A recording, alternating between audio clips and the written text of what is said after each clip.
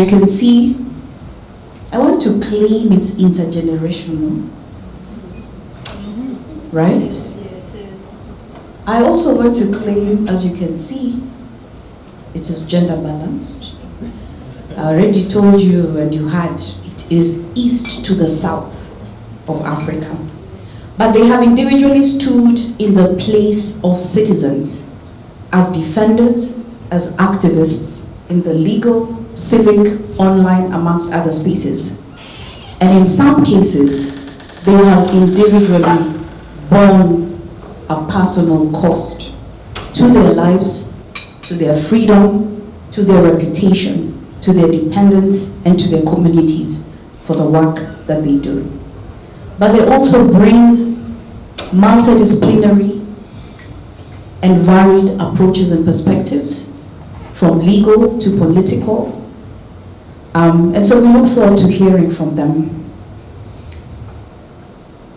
What we want to hear is, what is the personal cost? What is the cost of dissent? What is the cost of confronting authoritarianism? What has it been to each of you? What risks have you encountered in your work? What measures have enabled you to sustain resilience and solidarity? As we think about the emerging trends and practices, perhaps you will also share with us what you think perhaps might be recommendations of things we can do to strengthen protection for human rights defenders across the region. So we'll begin with our senior, Jerry, and we'll come down. Thank you very much for this opportunity. I really appreciate the recognition by ICJ for the second time this year to be speaking to other activists, even if they don't accept to be called activists. But it is as it is. So I've concentrated on the cost of dissent, and I was a bit concerned about the word dissent, whether that's the right word. Then I realized, of course, I'm battling here with lawyers and judges, so I will just accept it as that is the cost. That the right word is dissent. So I have a few points that I'm going to share in terms of, I think, as we say among us, I have the longest experience. So I'll start sharing, and maybe they will find some of those things even my colleagues here have gone through or are yet to go through them. So one of the things I didn't realize, and I was joking with Waikwa yesterday, that I got into activism by default and then stayed there by design. And I'm still there now by design, no longer by default. And I didn't realize it's a lifetime journey. It's not an event, it's not a conference, it's not a workshop. Once you get there, I think initially I thought it was just an event. I got pulled in because somebody who was almost my age mate got arrested from the university after the 1982 coup. That's how long ago. And I was shocked that a young person, and this was David Dolo Onyango, could be arrested for writing an essay. And I said, gosh, what's happening? What kind of country is this? Of course, it was after the attempted coup, and they were trying to arrest everyone. But now you can see how long it has been. Then I went into underground for like 10 years. And only came up during the mothers' hunger strike to support them. Somebody called me and said, since you've been doing work underground, I think these women will need you. That's not the story. The story is, it's a lifetime. So you can see how long. You can see I entered this struggle as I think younger than most of the Gen Zs, if you think about 1982. And up to now, of course, I'm not still disclosing what that age, now the age today is, but that is so long ago that I even forget myself. And for me, it's like all my adult life, I've been an activist. And I didn't realize that I was going to be. I had other plans for my life, my dreams, but here I am. And then the other thing I want to talk about is the pains.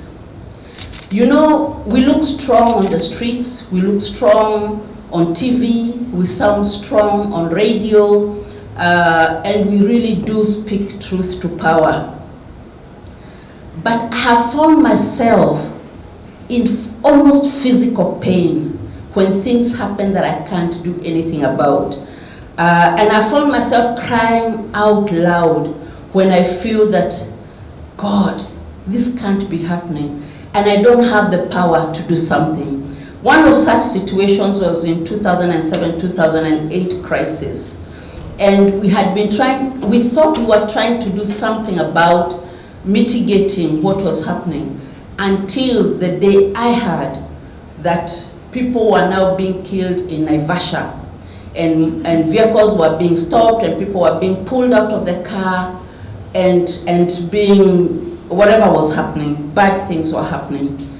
And then I remembered the 1994 Rwanda genocide, and I said, if this thing gets to Nairobi, if what is happening in Naivasha, which is just an hour's drive to Nairobi, if it reaches Nairobi, that level, we will lose this country. We will not be able to do anything about it, because Nairobi is such a country. It's vast, it's mixed, it's vibrant. So that day, I remember crying. I stopped my car, I couldn't drive. I was listening to the news in the car. I just stopped aside, and I just was crying out loud, because I felt that I couldn't stop it. I couldn't do anything about it. And these are some of the definition moments that you are really truly a human rights defender, when pain grips you, when there is nothing you can, and then there is nothing you can do about it. And maybe one of the other recent situations is seeing what was happening in Tanzania. One of the most peaceful countries in East Africa. Historically, nearly all the African institutions and the East Africa institutions are in Tanzania, because it was always considered the safe zone and the safe place to be. And for East Africa, Kenya was not trusted, Uganda was not trusted, but Tanzania was trusted.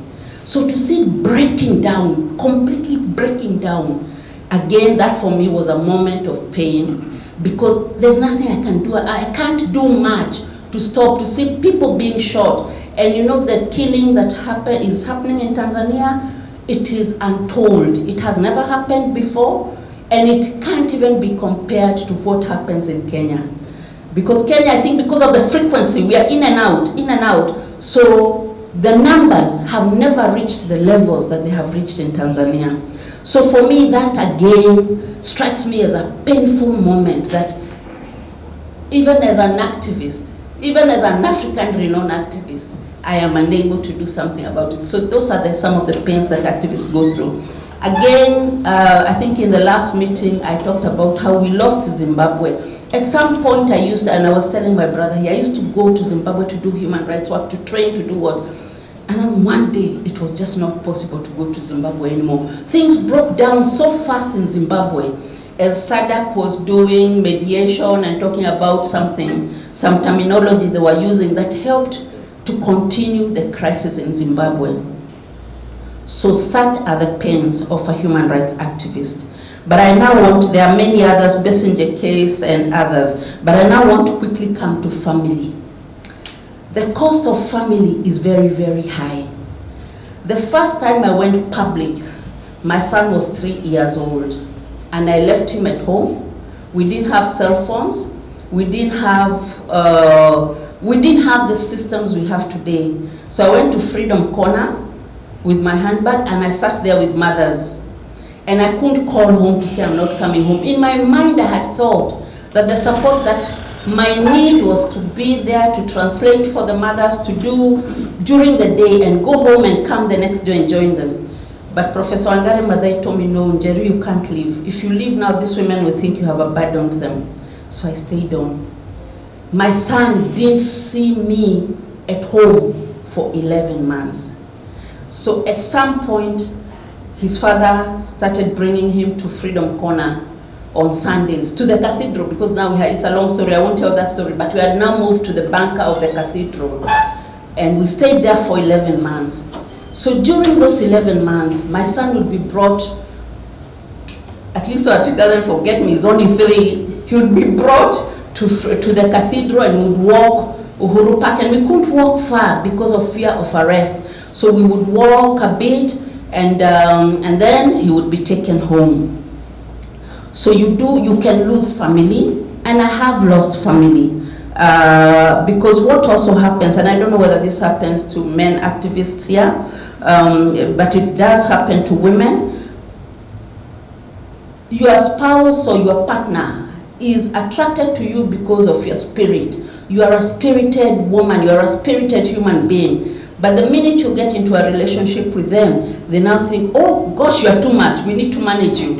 We need to manage, hey, yeah, you are too much. Are you going out again? You mean even that one is too dangerous. So they met you there, they thought you are spirited, they thought they admired you, but suddenly they want to manage. They use it's not control. I use the word management because they are not disallowing you, but they think it's too much. So you can do, you know, like how your PA tells you, this you can do, but you know your time, you have another appointment. So you're being managed, and now you can't move into the, you know, you start feeling limited. And you know, a human rights activist is a free spirit.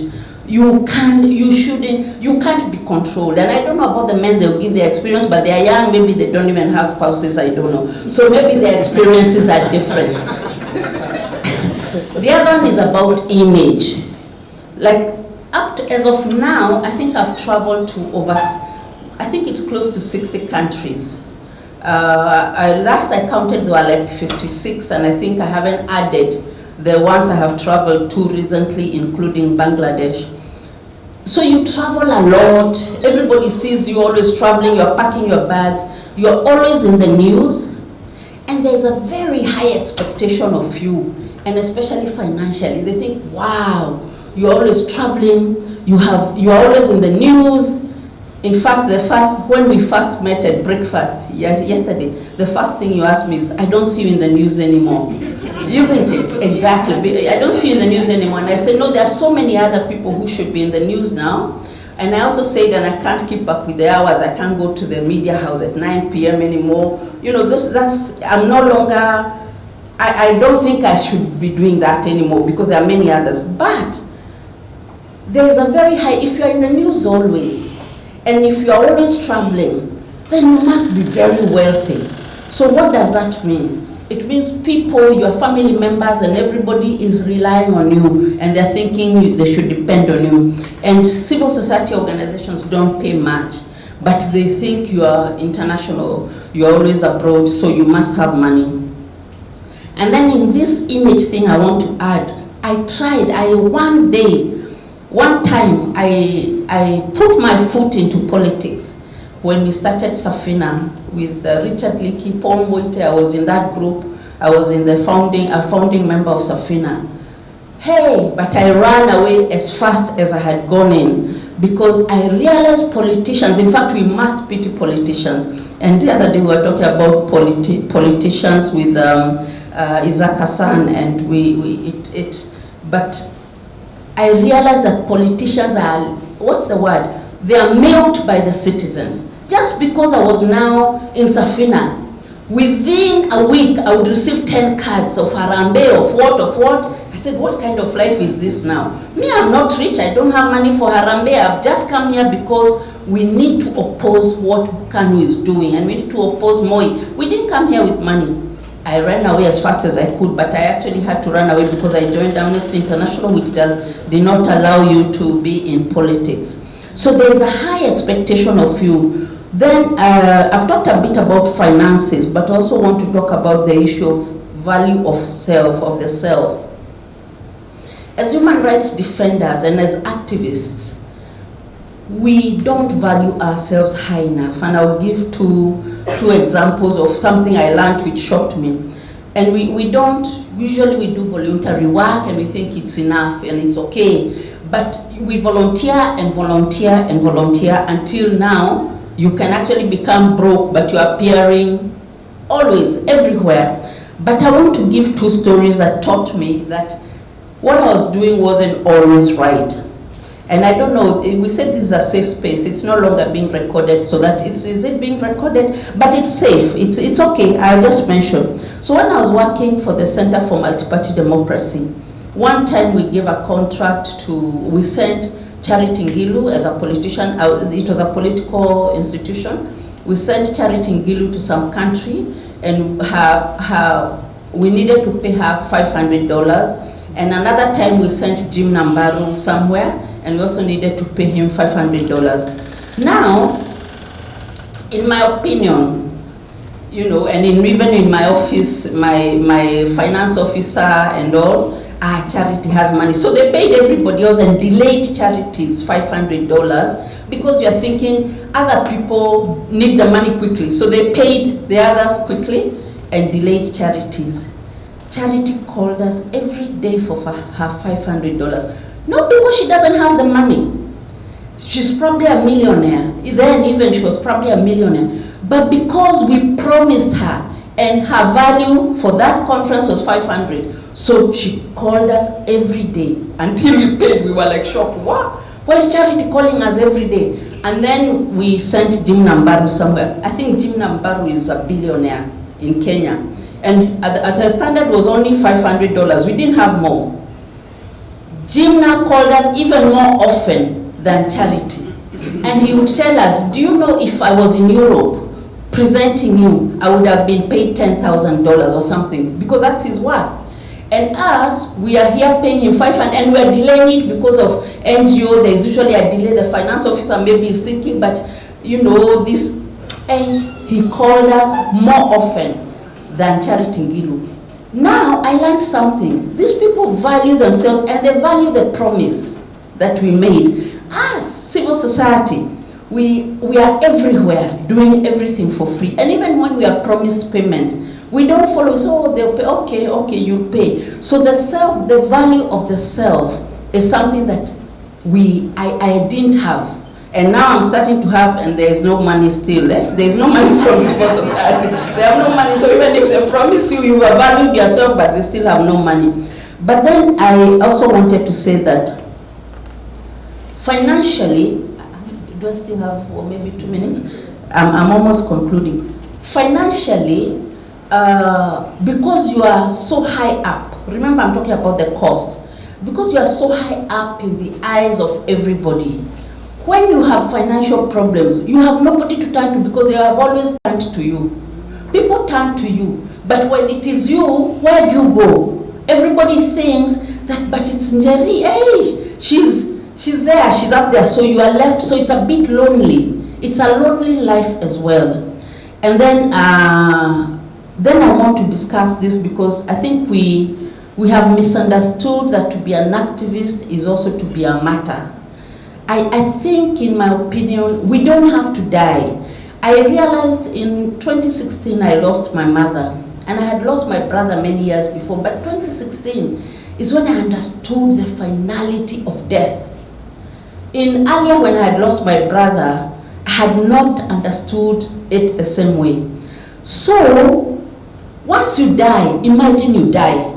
Yes, unless you are Jesus, who will be remembered 2,000 years later, the work you have done is that powerful, or Wangari Maathai, or Martin Luther King. You know, the work you've done is so meaningful that even if you die at 33, people will remember you forever. If you haven't done work like Jesus, or Martin Luther King, or Wangari Maathai, you cannot afford to die yet, because people will forget you very quickly. So it's not a martyrdom. Doing human rights work should not be martyrdom. It should be you live to fight another day, because people forget. Even the best people, like now we had a crisis here in Kenya. I think IPOA still has that case when a young man was murdered by police, but people are not talking about his name anymore because there is another one who has come, who has replaced him, and another one who has come, who has replaced him. So death is so final. So for me, to be a human rights defender is not to be a martyr, not necessarily. You die, yes, and people die, but if you can avoid death, you do work, and you do powerful work, because some of those things that the introduction have been, it's true, I've done all those. But I thank God I've lived to fight another day, and I can talk to people about this. And then what's missing? I just want to say quickly what's missing in the movement that could make so much difference.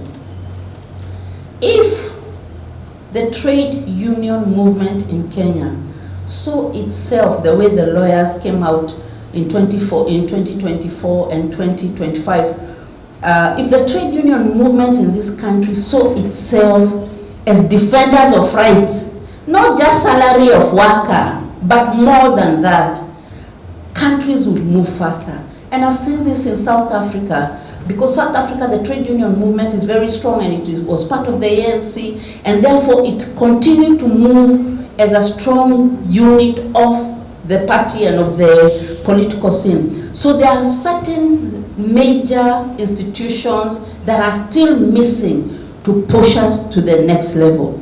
And finally, in conclusion, the warning.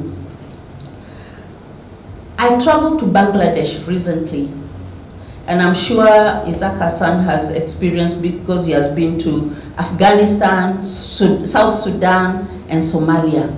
And I went there just to share experience of Kenya and Bangladesh, and when I came from there, I said, I think I received more than I gave out there.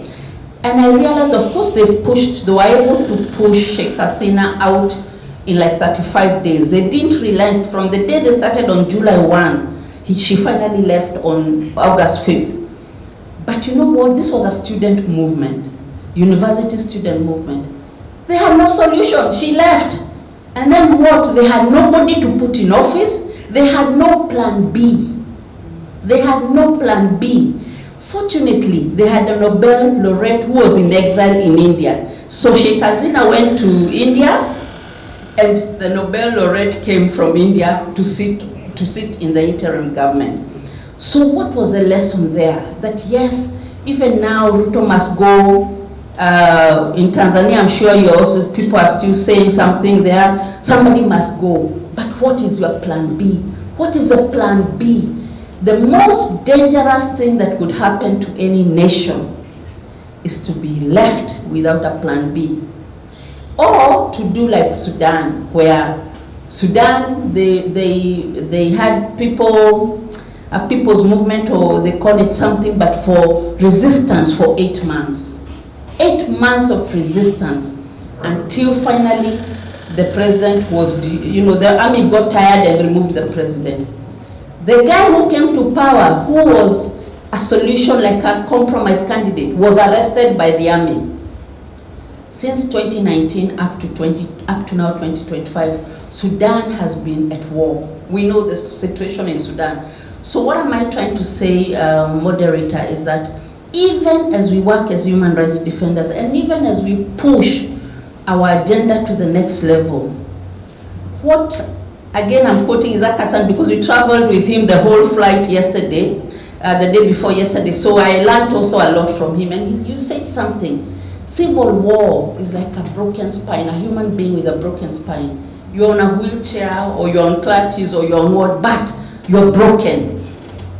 To recover the brokenness of a spine is probably the most difficult. So whatever we do, let us remember to have a plan B. Without a plan B, we might be destroying our nations faster than they could have been destroyed. So I just wanted to say, after listening to Njeri, she has done pretty much the work that I wanted to do. If I was a judge, I would have simply said, I agree, and save the cost of writing a separate opinion. But because I need to defend ICJ for bringing me here, I need to agree on a different basis. Yes. So Njeri indirectly asked a question to Tito and I, whether we're married or not. My short response is that my first wife is my job, for whom I paid fees to obtain. And then the second wife, for whom I paid a bride price, now accuses me of occasionally visiting the house every day for the purpose of changing clothes and bathing and catching a nap. So let me begin by saying something that Voltaire is credited as having said. And I say he's credited as having said because it's not proved that he actually said those words.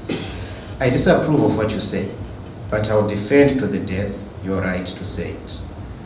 What that illustrates for me is that there is always a price for dissent. There is a cost to pay. The question is, who pays the cost? Is it the dissenter or the one being dissented against? I'll put in a different perspective, that yes, the dissenter pays. The one dissented against also pays, but there is another person who pays. The people who are associated with the dissenter. Not necessarily because they are dissenting, but because of the association they have with the dissenter. What price does the dissenter pay? The dissenter's price has been spoken about by so many people since yesterday. I will not delve into that. I will only speak about the cost that is paid by the person dissented against. The one dissented against pays just one price: tolerance or acceptance of the opposing views. But that cost becomes unbearable to the one being dissented against if they have elevated senses of self-ego, if they have unbridled pride, if they choose not to be tolerant because of their exaggerated aura of self-importance, if they fail to realize that what makes the rainbow beautiful is the blended coexistence of its multiple colors. But now let me focus on the cost that is paid by people who are associated with dissenter. And now I speak about lawyers, and I speak about my own individual experiences as a lawyer. I will say that the greatest cost to a lawyer is being associated with the dissenter. I'll give an example. I've been associated with dissenters in Zimbabwe since 2007, and I've obtained not less than 5 labels. From 2007 to 2008, there were several people who got arrested on allegations of terrorism, petrol bombing police stations, disrupting the railway system, etc. I came to their aid, I represented them, and I got a label, the terrorist lawyer. 2008 into 2009, several people in several cases of enforced disappearances. I was part of it, managed to rescue some of them. I got another label, the abductees lawyer. 2010, 2011, I then started representing the minority groups, the gays and lesbians of Zimbabwe. I got a very interesting label there. I'll speak about that case later on, but the label that I got was the gay lawyer. A few years later, I represented people who engage in sex trade in Zimbabwe, arguing on... Yes. I've been cautioned not to say the name that I was given there. But anyway, I think the picture is there. And just last year, actually this year, I represented someone who was accused of witchcraft. And I was called another witch.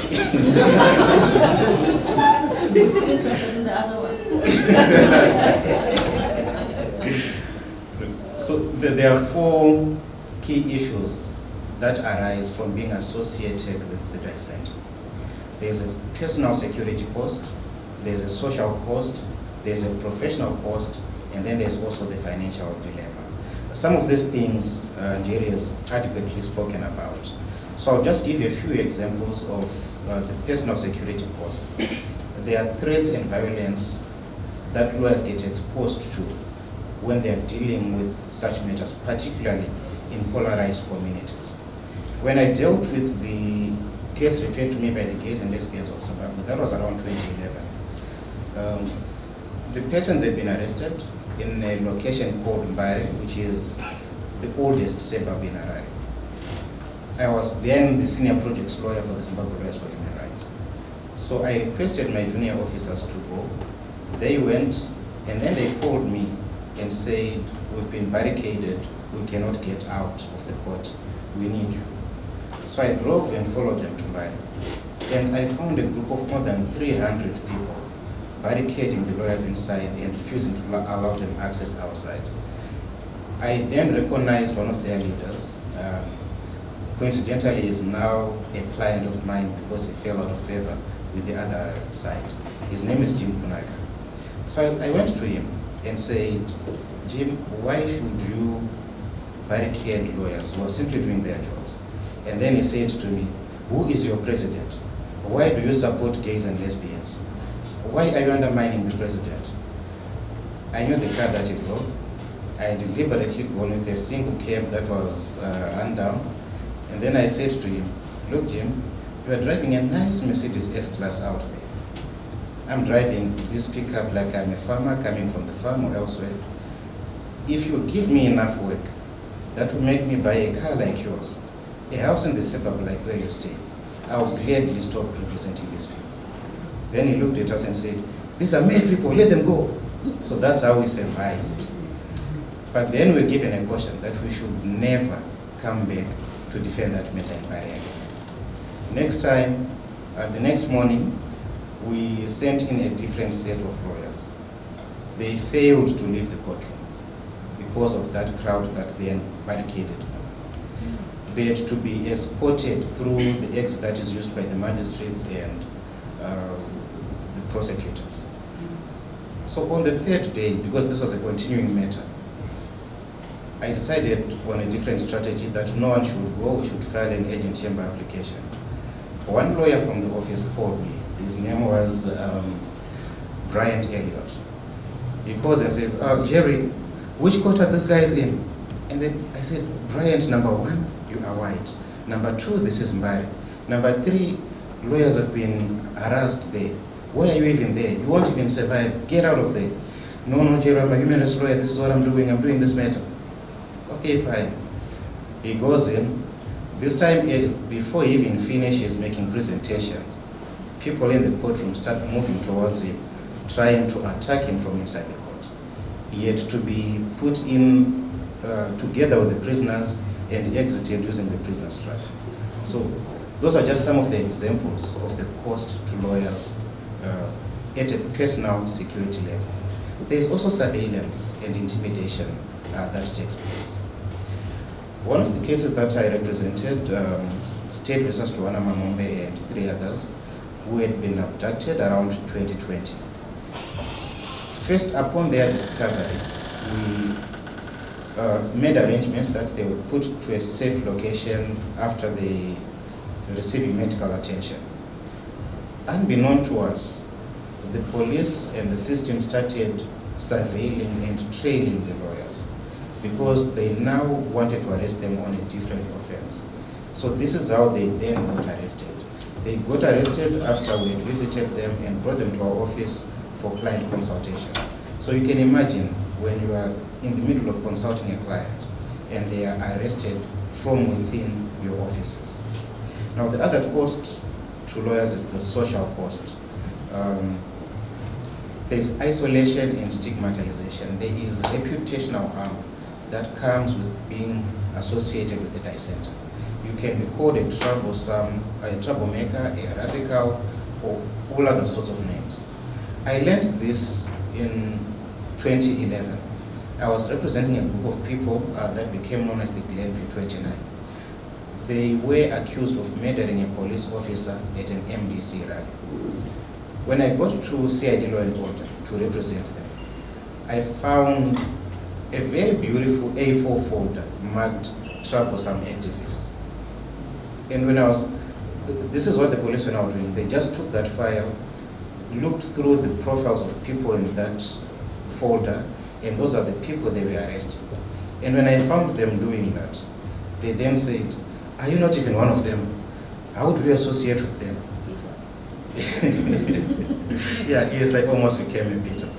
So what saved me from arrest that time is when I went to represent them, I was coming straight from a training that was being held in a different part of the country from time. So I still had my luggage, I still had my hotel bookings, reservations and everything, and the incident occurred at a time when I was still in time. There is also ostracism and loss of support from family, friends, and other colleagues. I have friends in the judiciary who despite being very good friends, despite being classmates, they say to me, Jerry, we can't even be seen having lunch with you because you are associated with the other side. You become, you cost us in terms of our job security.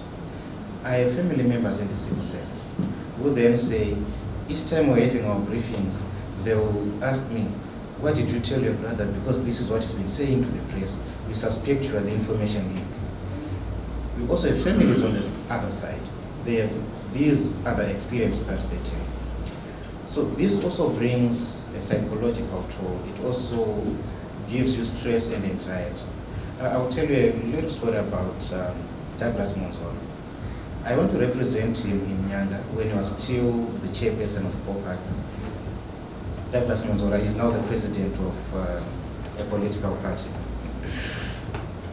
So when I was doing his case, making submissions, the magistrate said, can we adjourn? I want to see all counsel in chambers. I obliged. We went into the chambers. And then the magistrate, who happened to be a close friend, said, I'm sitting there, listening to your submissions, taking notes. I have no doubt in my mind that I'll grant your application. But if I do, not only I will lose my job, but the prosecutor will get arrested. Why don't you abandon your application and come back and make it after a month or two? Perhaps then we can be able to grant it when the temperatures have calmed down. I had to go to the client, consulted client. These are the indications that I'm getting. What should we do? Fortunately, Douglas Monzolo also happens to be a lawyer. He understood. So he said, okay, let's abandon the application and let's do this another time. When we went back a month or two later, the application was granted. But what does it mean? Sometimes you get forced to act for strategic reasons in a manner that does not exactly suit your client's interests. There is also an emotional toll to it.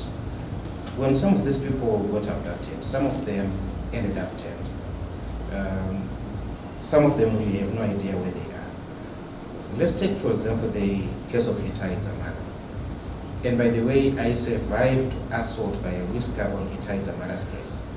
My colleague, Kennedy Masi, is the one who ended up with a broken arm after we tried to attend to Itai Dzamara soon after his arrest at the African Square. But after his abduction, we were then required through the order of habeas corpus to submit reports every fortnight. So what we would then do together with the police is that we would visit almost each and every mortuary in and around Harare, seeing lots of dead bodies, trying to identify whether we would be able to locate Itai amongst the dead people. So you can imagine that it's now becoming a weekly routine to be looking at dead bodies in the hope of finding a client. And then when you have conversations with the family, giving them options, we could go the route of the Missing Persons Act, have them presumed dead, and then the wife says, but how can I possibly do that? Because once I do, my family or my in-laws will think that I am eager and keen to have their child declared dead. So I can't even start it. Then there's the financial cost. I think Jerry spoke a lot about it. I'll just give an example that the biggest construction project in Harare right now is the construction of the Museum of African Liberation. It runs into hundreds of millions. It's a contract that I should have secured for my law firm because I've done lots of work in terms of having that land acquired. But when it came to having the construction contract drawn up, my friend who's the CEO of it then said, the largest chunk of my money for this project is coming from government. Government is asking me why I should pay you, who is associated with opposition, so much for this project. So I can't pay you, therefore I can't give you the contract. So you lose work because some clients do not want you to associate with certain clients. And then those clients that you represent on a pro bono basis, they then assume that that is what you exist for, alone. They only bring pro bono cases to you and no other paying work. When you do get paid, by the Zimbabwe Lawyers for Human Rights, for example, you must settle to wind up this point. Oh, thank you. You must settle for just a third of your normal fees. Professional dilemma in 30 seconds. 2013, when we did the presidential petition, we almost got cost bonus proprius levied against us by the court for a very simple reason. The client wanted to withdraw the petition. We asked the client to do a withdrawal affidavit. They did the withdrawal affidavit. We presented it in court. It was very detailed. It had very deep political connotations. And then the judges looked at us and said, you allowed your client to draw this affidavit. You must therefore account for it. And by the way, we were then forced to argue the petition when we say, client says don't argue, client says withdraw. They said continue arguing, want to write a judgment on the merits. I will yield at that point. Thank you, sir. Deeply personal experiences. But what has struck me is how many names you have, Jeremiah. You are gay, you are a terrorist, you are a witch, you are a troublesome activist. But thank you so much for sharing those deep experiences. And I'm sure there are several of our colleagues in the room who can relate with some of those experiences. And I'm sure they'll also be exchanging as we go along. Final but not least, Kakatito, please. So thank you so much, the conveners, for allowing us a day, 2 days, to change the meal. Eating away from home, it means you're changing from ugali daga to a buffet that is complete. You drink tea in the morning, you're all taken care of. This looks petty, but it's a reality that sleeping close to the beach won't be everyone's cup of tea at any given day. So thank you so much, the convener. But also, I was wondering that what more can I say after testimonies that relate to almost every one of us. And I wanted to request that I am discharged. Because Jerry and Mama speak to so many realities, and you can see that it's been systemic. From the days she was young. Are you old, Mama? She may not appreciate that she's old, but also you may not want to claim that she's young, but you can see the continuous nature of repression across our jurisdictional bounds. She did not only work in Kenya, but in other African countries. And today, I wasn't born when she probably started work, but now I'm doing the same thing she did back in the days. But again, I want to underscore that, as I said the other time, that I'm not the latest victim of what we are going through. So I may not necessarily present a picture that mirrors the realities on the ground. And for that reason, I'm so happy and proud to say that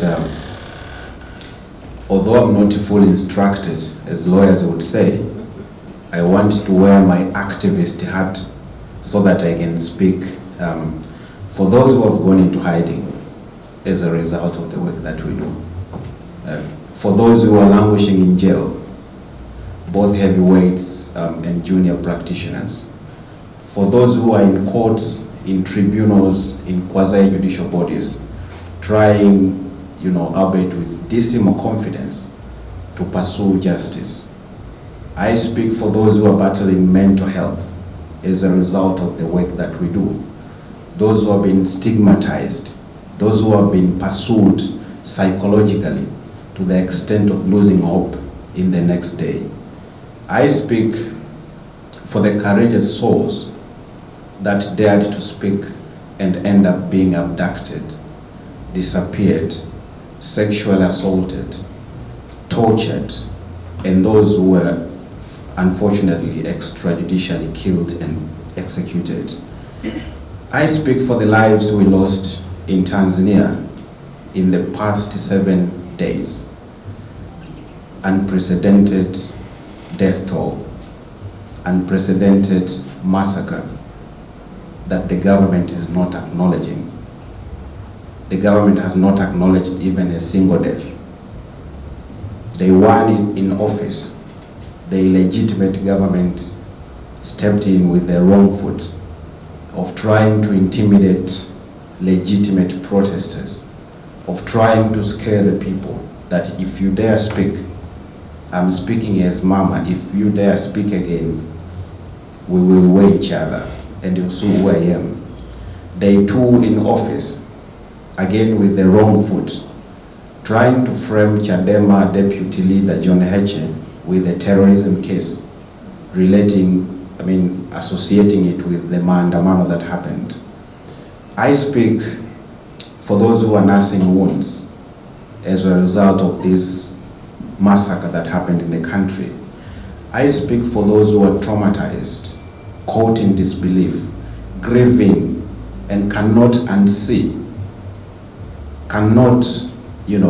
They keep reminiscing the sounds of bullets that were shot blatantly and randomly in residences, at protesters, in crowds, with a view to kill. I speak for those whose bodies are buried in mass graves as an effort to conceal, or rather to hide the evidence of what happened in the country. I speak for the families that are walking into this or that hospital, into this or that mortuary, with a view to trying to discover bodies of their beloved ones, whose governments have not acknowledged their whereabouts. I speak for the younger generation, including a 6-month-old infant who was shot and died as a result of this systemic crackdown on protesters. I speak for the hope that one day we shall see a new day, a just and equitable society. So this summarizes an experience that we share not only as justice defenders, but also the trickle-down impact to the community. And I often try not to individualize the cost,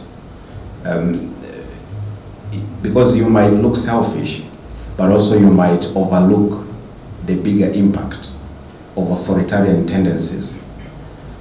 But at a personal level, I want to highlight a few things.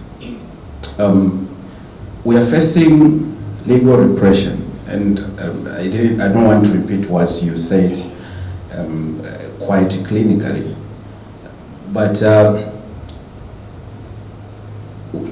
I always want to say that we are presidential appointees. We are presidential appointees in waiting if you have not been appointed. If you're a human rights lawyer, defender, you are a presidential appointee in waiting if you have not ever been appointed. It is why some of us have been appointed to spend time in jail.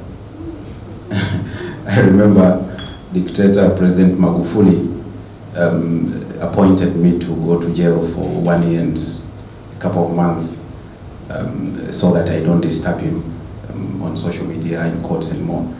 But he made several other appointments of human rights defenders for execution, for bankruptcy. Others were sustained economic embargo, blackmail and sexual exploitation. Others were co-opted. And if you are radical enough to resist co-optation, it means you are facing elimination. So we are facing various positions of appointment from the authority, which comes at a very heavy cost. We're also facing cancellation,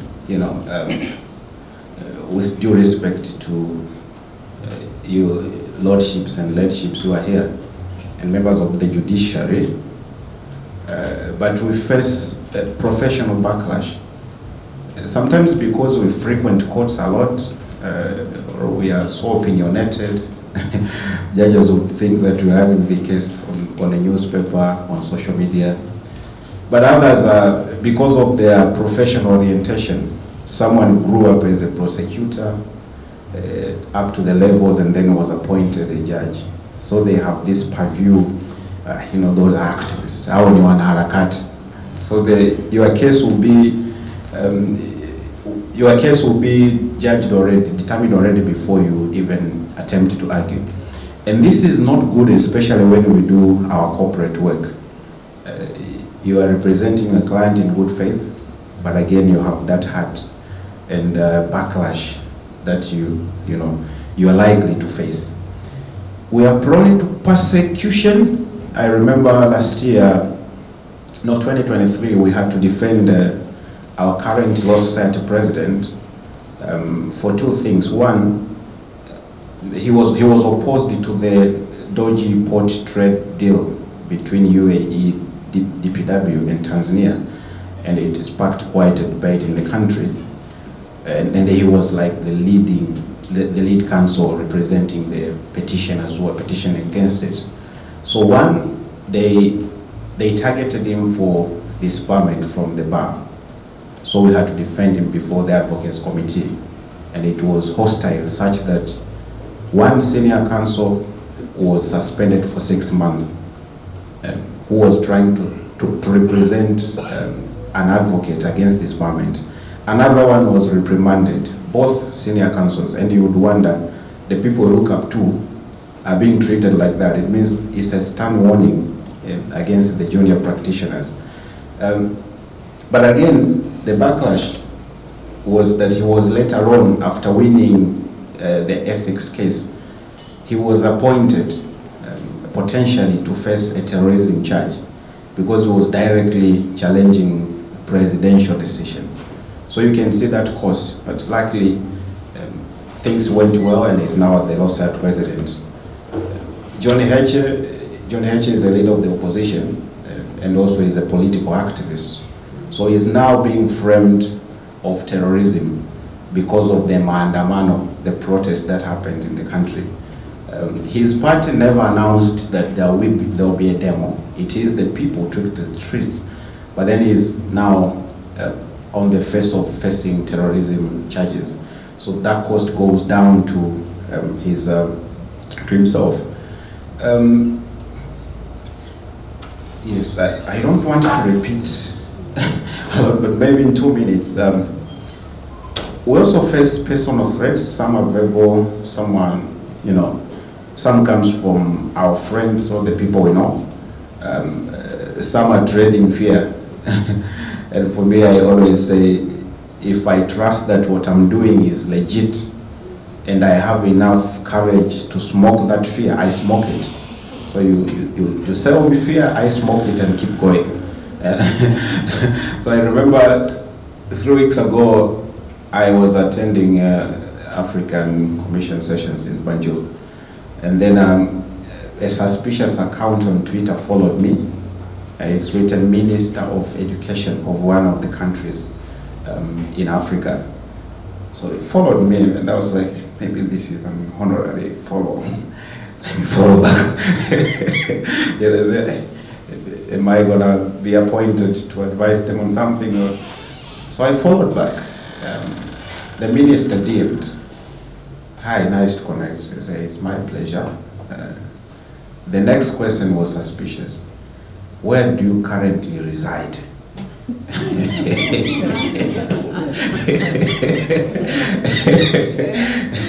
So at that time I couldn't smoke the fear.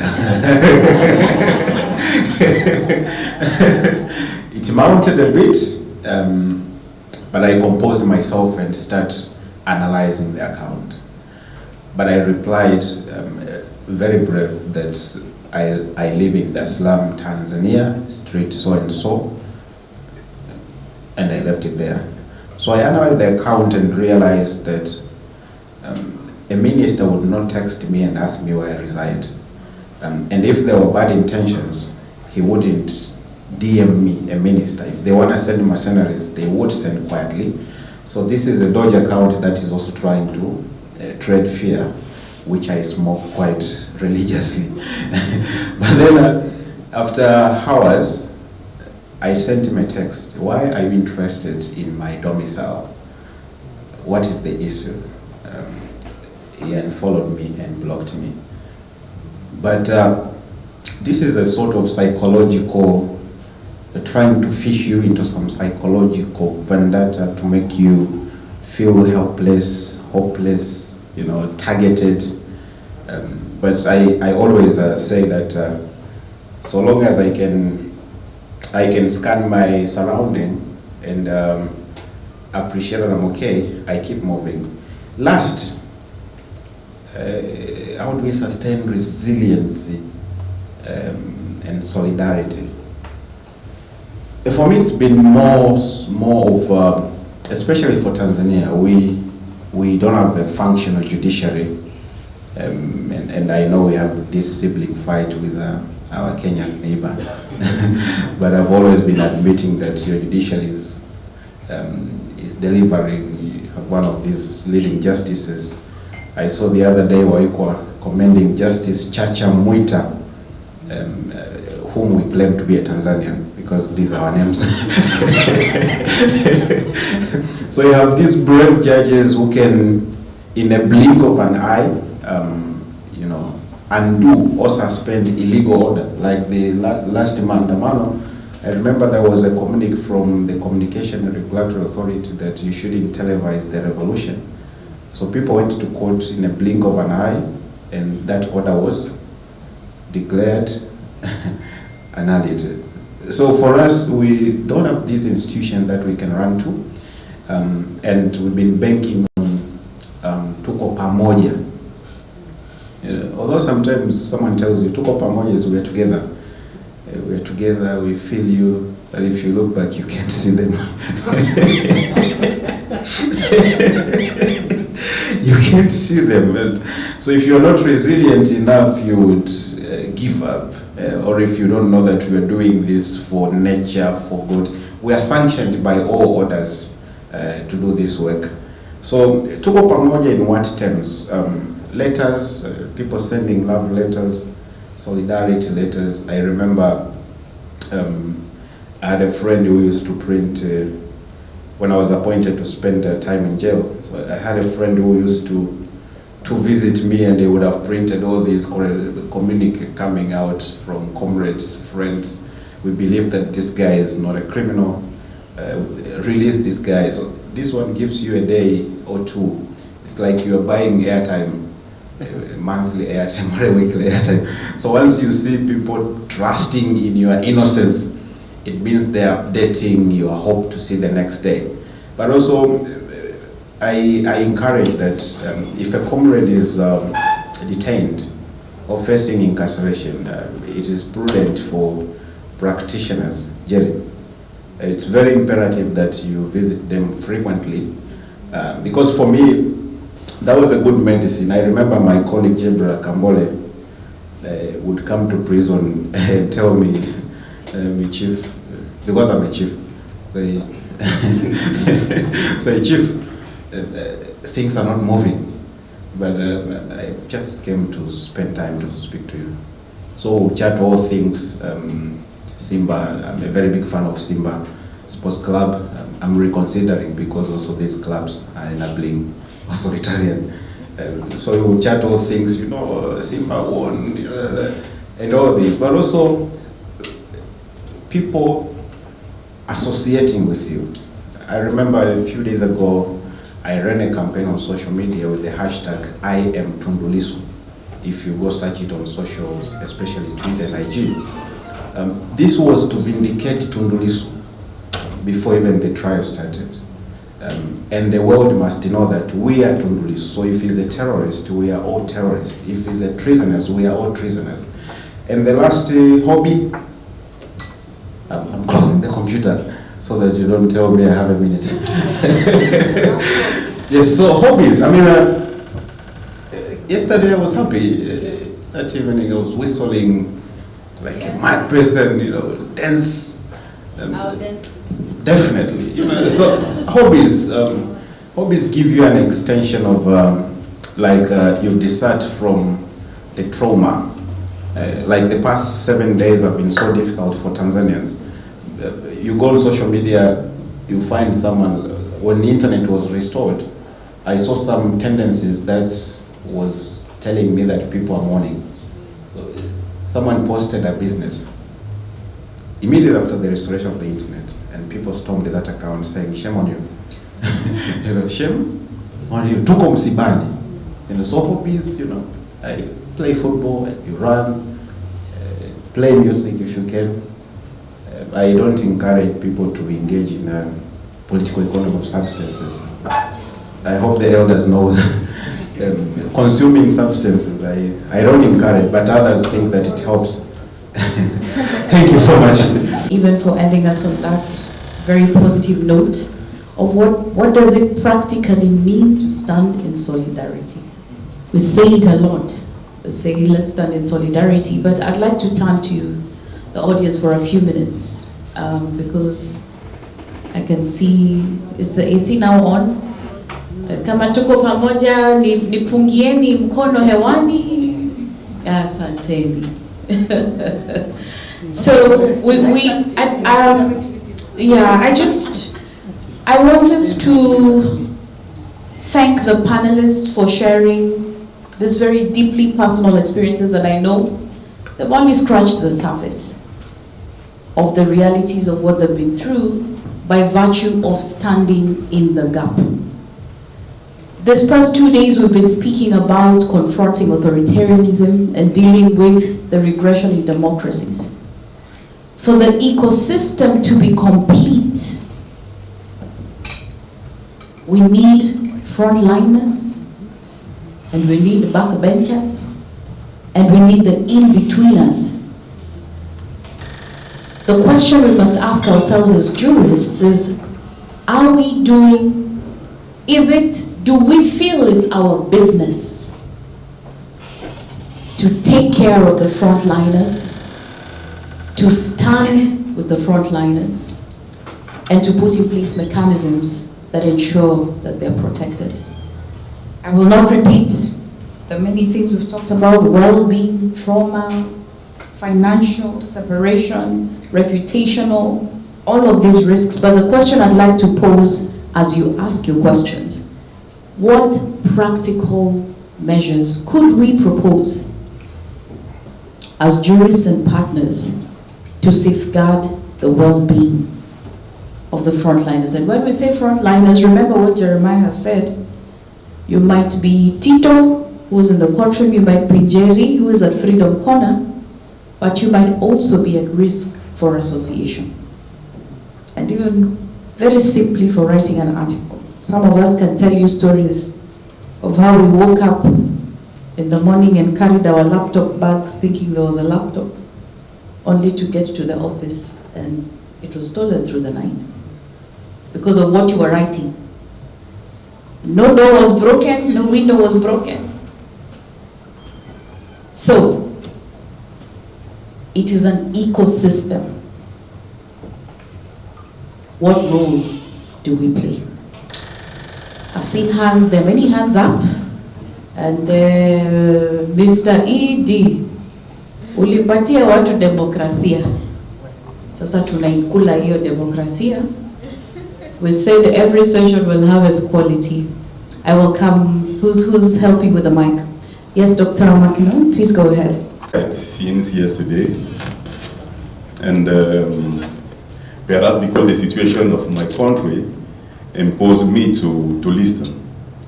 And I was it was very funny when someone asked you, the moderator, at the beginning of the discussion, who feel himself as an activist. And some of my elders says that they are retired, and some others didn't speak. I think that this is a general problem of our situation, and that is why my proposition is to change the way we are teaching the law. The situation is in the beginning. What is a jurist? I think that the question of activism is linked to the position of a jurist. Activism generally refers to the legal action used to support social mobilization for social change. The law is a tool. How you use the law.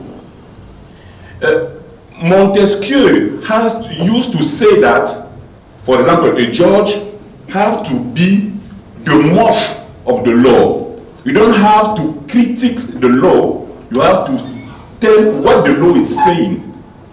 Is why the debate between the positivism, so the liberal approach, and the sociological approach is very important. If you want to read Bentham, for example, the dimension of utilitarianism of what we are doing. The law is a material. You can use it to help the society to improve itself, or you can use it to help the government. It's why one of my colleagues, Frédéric Rouvallois, used to say that there is two kinds of activism. There is activism for social change and promote the justice. There is also activism to help the power to stay. So we have to choose. There is no neutrality in this domain. If you serve the law, you are obliged to be an activist, because the law is the tool. You use it to help or you use it to kill.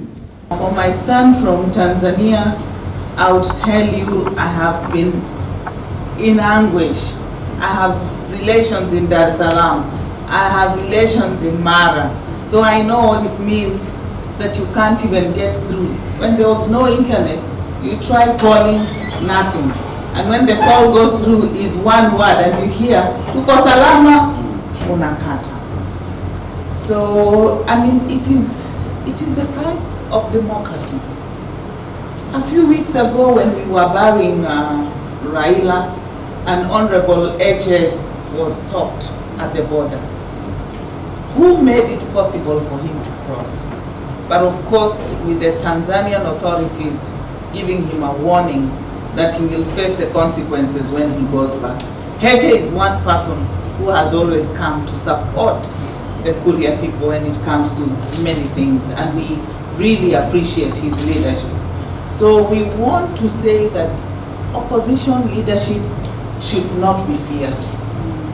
It's leadership that should transform, bring change where change has been swept under the carpet.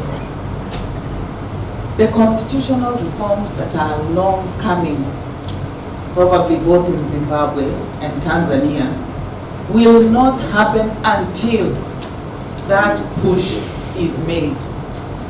So those of you who are always in the front line, ready to go, and those of us supporting from the back, I think that push is necessary so that we realize change.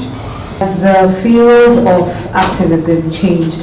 Has the way you conduct activism changed? Because I think a few years ago, yes, there was of course a threat to democracy, but we had institutions that actually worked. We had judiciaries that actually at least had a bit of power, specifically in Kenya. But now we are seeing a shift in a situation where the people in government actually do not care, and they seem not to care.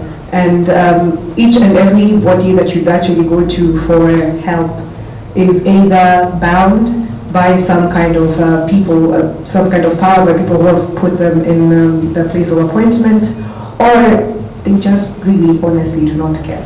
So has the space of activism, has how you conduct activism changed over time? That's one. My second question would be with specifically to Jeremiah. As a lawyer, as a practitioner rather, when you're taking, because we tried as jurists, of course, we believe in human rights and we try to play our part. Some of us may not go to the streets, but we offer support by at least litigating and ensuring that when you're arrested by the police, we get you out and ensure that the work that you're doing is still, you're able to do it. So when it comes to representing these cases, human rights cases, most of the time you find that they are pro bono cases. So business-wise might not be exactly sustainable. So I want to know how you are able to attain that balance, being a human rights lawyer as well as also trying to be a business person at the end of the day. Moseneke has a paper called The Courage of Principles. The Courage of Principle, reflection on the 30th anniversary of the assassination of Ruth First. Tito read that. When he despaired after the killing of Ruth Hellows First, what motivated him to go on. Then he has 2 books. And the most important book for us is his first one, My Own Liberator, where he gives us his different challenges as an activist and as a young lawyer. Take courage and hope in those. Thank you. What could we do better in terms of first reframing dissent into a duty, and I think that's what Dr. Richard was speaking about earlier. The law is a tool, and even way to confront the trends that we're seeing now. We've spoken about them for the past 2 days. What can we do better? What opportunities are there? And then secondly, this question of solidarity, national, regional, international, what does it mean practically? Especially in this shifting times, online harassment. There's new ways in the authoritarian playbook, as we were speaking about yesterday. And finally, one which is very close to my heart, as one who has observed ourselves in the sector working with survivors for many years. How do you deal with the victims of these violations? How do you sustain working with those who've lost their loved ones, limbs? We've been in the post-election violence case for the past 13 years. We're now just coming before the Supreme Court, having walked from High Court to Court of Appeal, Supreme Court. Victims of sexual violence, what do you tell them every day?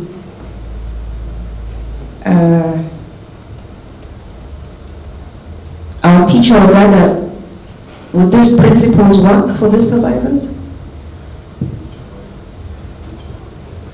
So I think in a nutshell we're saying everything we've been talking about for the past 2 days have a human involved. It's not text, it's not paper. There's a cost. There's a human cost. There's a human cost to those who confront the system, and there's a human cost to those who bear the consequences of the system. And we must do better as jurists, multidisciplinarily, to be able to respond. I hand over to you, Jerry. I think there are not many questions except the ones maybe from the moderator, but there was the one on how has the field changed or the space changed. And I just want to say that this is what I say to young people when I talk to them, the Gen Zs, the alphas who are trying to pretend they are Gen Zs because they are very interested in what happened, is that the space has never been better to agitate faster and more. Because we didn't have this, we didn't have cell phones, we didn't have social media, and we didn't have phones at home. We had call boxes, the red call boxes that you had to go to different places and stand there because somebody said they'll call at 2 p.m. So you would be there and there would be a queue. So if we are really interested in change, the space has never been better, the equipments we have, the resources we have, the space we have. And if the older ones, and I'm not necessarily talking about myself, could do what they could, whether in South Africa, whether in Zimbabwe, in all those other countries, with such limited resources, how much more can we do with all the resources and the space that we have. So it has never been better. But what I want to say for the comfort of everyone is, not everybody is an activist like Jerry. Me, this is what I discovered later in life. When I first became an activist, I didn't know that it was my calling. But today, I've even written a book, it's not yet published, but I've discovered that I, Jerry Kabeberi, this is my calling. That's why I cry, that's why I pack cars and wail, because I can't do anything, because this is my calling, and yet I'm not able to help. But it's not everybody's calling to be wailing when something is happening, but you can do something else. So I'm just saying each of us has a different role, but are we playing our role effectively, whatever it is? So don't feel guilty or oh gosh, or even challenged. Just be challenged in your space. Within your space, are you doing the best you can? So for example, again coming to my friend Isaac Hassan, in our power, are you doing the best? You're not being asked to go to the street like in Jerry and the Gen Zs, but are you doing the best you can in that space? That is it, because each of us has a different role, so we shouldn't feel guilty.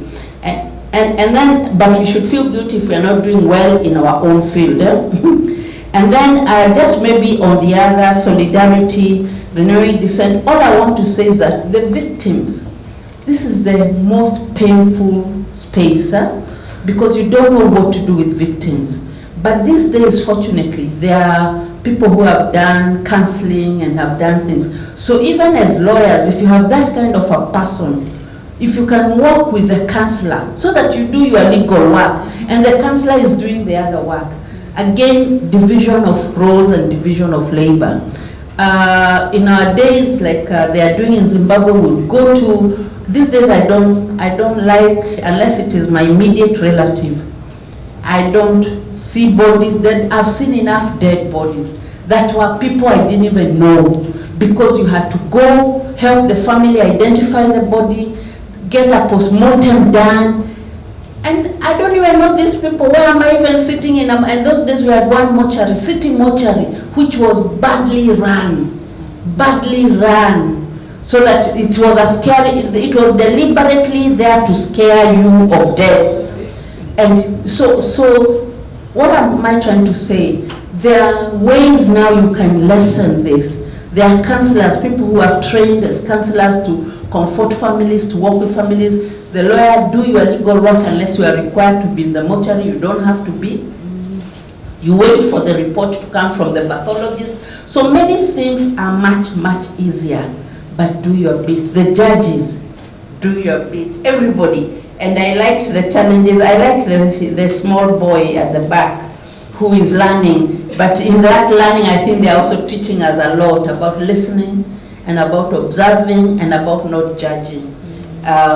So let me just end there and let my colleagues say, because they are more active now.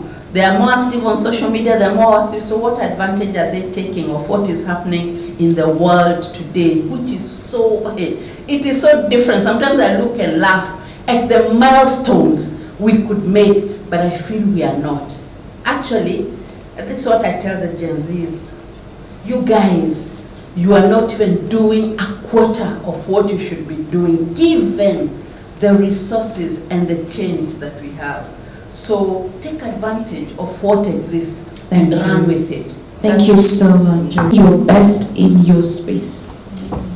You don't have to be on the front line, but wherever you are you doing your best? I was saying the situation has not changed. If it has changed, it's only for the West. But as Napoleon Bonaparte said, the winds will always blow to the best advantage of the ablest navigators. So it then falls upon us as lawyers, as activists, as jurists, to turn the tide into our best advantage. There was a question on how I attain the balance between the pro bono and the business aspect of the practice. This is why the wife whom I pay the bride price for complains. Because what I then do at the end of the day and at the end of each week is to make sure that we have sufficient finance generated to sustain the business aspect of it. So it keeps me in the office. There's someone who was asked a similar question and he said, I don't balance it at all. And it's the natural consequence of life. As a parting shot, I will say 3 things. 2 of them that I learned from Dr. Maduku before he became Professor Maduku. He said, it is the duty of every responsible citizen to disobey bad laws. I don't know where he copied it from, but I liked that Albert Einstein, I see. And then he also said there are 2 groups of people, the anarchist and the conformist. The conformist will say, this is the law, I will therefore follow it. The anarchist will say, this is the law, it ought not to be the law, I will therefore not follow it. And because I'm handing over the Tito to Mike, the mic to Tito, or the Tito to Mike, I will tell him something that his favorite orator from Zimbabwe said. Robert Mugabe, he said, if in any nation there is a problem, and the young people do nothing about it, then the young people are the problem. Because then Joshua Nkomo added, the country will never die, its young people will save it. Since I'm now getting into the senior citizen kind of age group, I leave it to you, Tito, and the young people. So, my sister and comrade jurist who posed the question to all of us, that's what I'm going to respond to. I think for me, we are not the movement, and we must not own the movement. We are contributors to the movement. We shouldn't be the identity of the movement. So I'll give you an example, which is my parting shot. In Tanzania, we had a crisis of a compromised opposition leadership. Until December last year, when we said we are redefining it, it is when the Chadema party was having internal election. So Tundu Lissu said, I am vying for that position.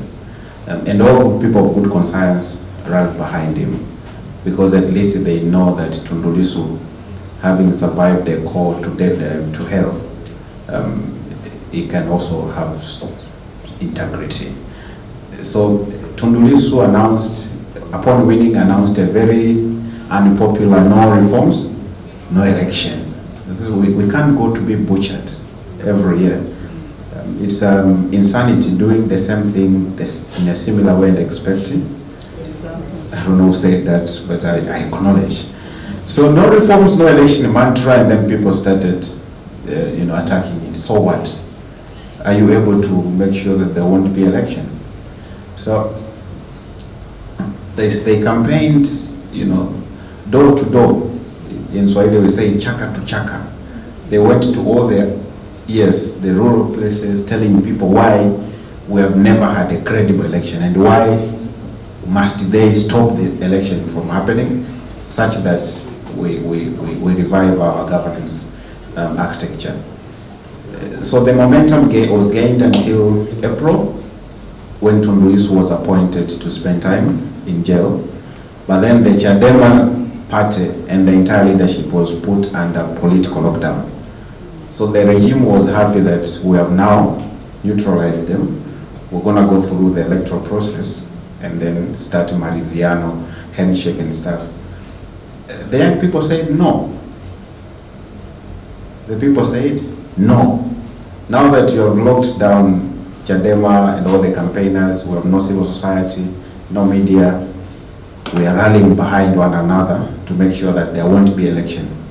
So one priest, very famous, Bishop Bagonza, said that the only way to make sure that your vote is not rigged, remain with it at home.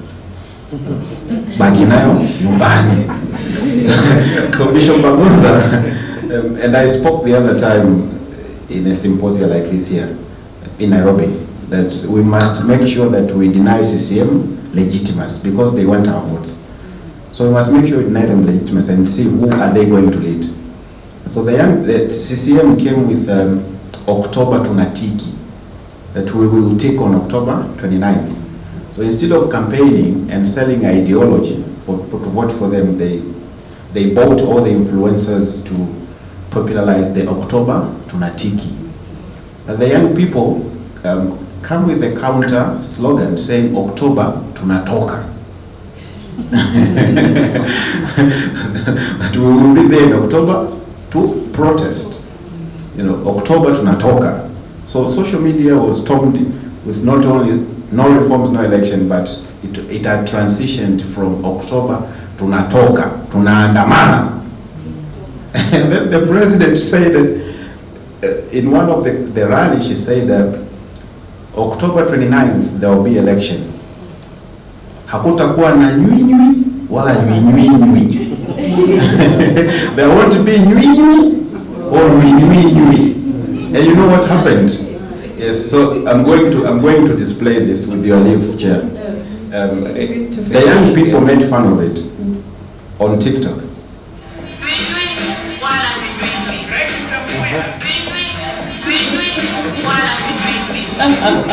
So this one was the challenge on TikTok. If you write so it was across social media. People saying we will be there.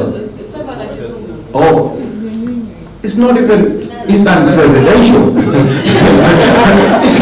It's not even the Swahili words. You know. It's a Pwani slang. It's a coastal slang. And she said it in so unpresidential. So the young people say we will be there no matter what. So finally, what I'm communicating is that we should make the movement fashionable for everyone to indulge. Because until 9 a.m. in the morning of the election, there was a very massive mockery to us who were supporting the revolution. Until 10 a.m., when we saw young people running with ballot boxes in the streets, saying bongo, and bongo is synonymous to Tanzania, say bongo kama Nepali, say bongo like Nepali. You know, so they are actually embracing the spirit of Nepal that unseat the illegitimate government. And then everyone was proud. I can't recall a Kenyan I know who was not proud of the last year's maandamano, including those who those who are not for maandamano, because it was fashionable, it was popular, we did it, we were proud, we are the father of the revolution. Even that morning of 29th, people are crying, sending checks, hey guys, we undermined you, hey, we undermined you. We did it, guys. We said, where were you? So for me, it is the people, give the movement to the people, make it fashionable for everyone to feel like they can do it in their own style. Asante sana.